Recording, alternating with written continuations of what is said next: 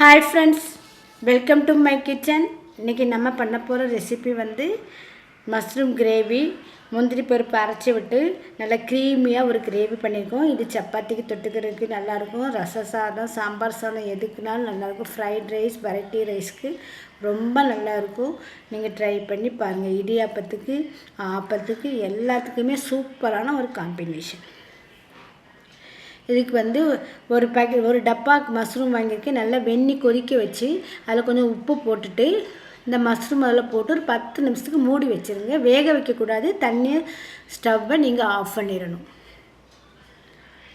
ஒரு 10 நிமிஷம் கழித்து நீங்கள் ஓப்பன் பண்ணி பார்த்தீங்கன்னா அதுக்கு மண்ணு கிண்ணெல்லாம் அடியில் பதிஞ்சிட்டு இப்படி கை வச்சு நீங்கள் தொடச்சி க்ளீன் பண்ணி எடுத்தீங்கன்னு வைங்களேன், அந்த அளவுக்கு அழுக்கெல்லாம் உங்களுக்கு வெளியே போயிடும். அதுக்கப்புறம் நீங்கள் 2 பீஸ் போட்டு நீங்கள் எடுத்து வச்சுக்கோங்க. முந்திரி பருப்பு 10 நிமிஷத்துக்கு முன்னாடி வெந்நியில் ஊற வச்சு அதை அரைச்சி ஒரு பேஸ்ட் எடுத்து வச்சுக்கோங்க. கடாயில் எண்ணெய் விடுங்க. கொஞ்சம் நல்லாவே எண்ணெய் விட்டுக்கோங்க. 2 டேபிள் ஸ்பூன் அளவுக்கு எண்ணெய் விட்டுக்கு பட்டை, கிராம்பு, ஏலக்காய், பிரிஞ்சி இலை போட்டு நல்லா பொரிய விடுங்க. நல்லா பொரிஞ்சு வந்ததுக்கப்புறம் ஒரு வெங்காயத்தை நல்லா அரைச்சி பேஸ்ட் மாதிரி பண்ணுங்கள். நம்ம கிரேவி மாதிரி பண்ணுறதுனால வெங்காயம், தக்காளி எல்லாம் அரைச்சி போட்டால் தான் உங்களுக்கு அந்த கிரேவி கன்சிஸ்டன்சி உங்களுக்கு கிடைக்கும். இது கூடவே ஒரு டீஸ்பூன் அளவுக்கு இஞ்சி பூண்டு பேஸ்ட்டு சேர்த்து நல்லா பச்சை வாசனை போகிற வரைக்கும் நல்லா கிளறி விட்டுக்கிட்டே இருங்க. இப்போ வந்து 2 தக்காளியை நல்லா அரைச்சி பேஸ்ட் பண்ணி எடுத்துக்கோங்க. நீங்கள் வேக வச்சினாலும் அரைச்சி எடுத்துக்கலாம், தோல் எடுத்துக்கணும், நீங்கள் அரைச்சி எடுத்துக்கலாம், அது உங்கள் இஷ்டம். நல்லா பச்சை வாசனை போகிற வரைக்கும் நல்லா கிளறி விடுங்க. இப்போ இது கூடவே நம்ம எல்லா மசாலாவும் சேர்க்க போகிறோம். மஞ்சத்தூள், மிளகாத்தூள், தனியாத்தூள், சீரகத்தூள், கரம் மசாலா.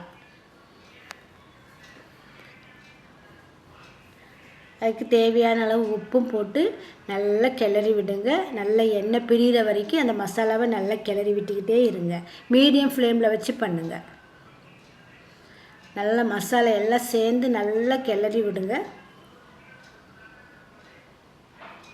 இப்போ இது கூட உலர்ந்த வெந்தயக்கீரை, அதாவது கசூரி மேத்திம்பாங்க. இது வந்து உலர்ந்த வெந்தயக்கீரையை நல்லா காய வச்சு இப்படி எடுத்து வச்சிங்கன்னா உங்களுக்கு வெயில் நேரத்தில் நீங்கள் இதெல்லாம் கூட நீங்கள் ரெடி பண்ணி வச்சுக்கலாம். நல்லா கிளறி விடுங்க. இப்போ பச்சை பட்டாணி எடுத்துக்கோங்க. ஒரு 2 டேபிள் ஸ்பூன் அளவுக்கு ஒரு பச்சை பட்டாணி எடுத்துருக்கிறேன். உங்கள்கிட்ட பச்சை பட்டாணி இல்லைன்னா காஞ்ச பட்டாணியை நீங்கள் தண்ணியில் முதல் நாள் ஊற வச்சு அதை கொஞ்சம் வேக வச்சு எடுத்துக்கோங்க. இது பச்சை பட்டாணி வேக வைக்கணும் அவசியம் கிடையாது, சீக்கிரத்தில் வெந்துடும் பாரு. கொஞ்ச நேரம் முதல்ல மூடி வைங்க. மூடி வச்சுட்டு அதுக்கப்புறம் எடுத்து ஓப்பன் பண்ணிவிட்டு கொஞ்சம் தண்ணி விடுங்க.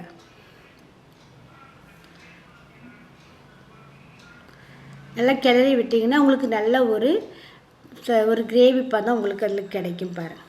அப்புறம் திருப்பி ஒரு 5 நிமிஷம் வேக வைங்க. பட்டாணி வெந்துடும் பாருங்கள். இப்போ வந்து நம்ம கட் பண்ணி வச்சுருக்கிற மஷ்ரூமை நம்ம இதில் சேர்த்துக்கலாம். மஷ்ரூமை சேர்த்து அதையும் நல்லா கிளறி விட்டு மூடி வச்சுருங்க. மஷ்ரூம் வந்து சீக்கிரம் வெந்துடும் பாருங்கள். அதனால தான் பட்டாணி வேக வச்சதுக்கப்புறம் நான் மஷ்ரூமை போட சொல்கிறேன். இந்த நல்லா மஷ்ரூம் நல்லா வெந்துட்டு பாருங்கள். இப்போ வந்து நம்ம அரைச்சி வச்சுருக்கோம்னா முந்திரி பேஸ்ட்டு, நீங்கள் வெறும் முந்திரி மட்டும் வச்சு நீங்கள் அரைச்சி ஊற்றினா போதும். உங்களுக்கு அப்படி முந்திரி பேஸ்ட்டு போட அப்படின்னா நீங்கள் ஃப்ரெஷ் க்ரீம் வச்சிங்கன்னா ஃப்ரெஷ் க்ரீம் யூஸ் பண்ணலாம். ஆனால் முந்திரி பருப்பு நல்லது, க்ரீமியாக இருக்கும் உங்களுக்கு.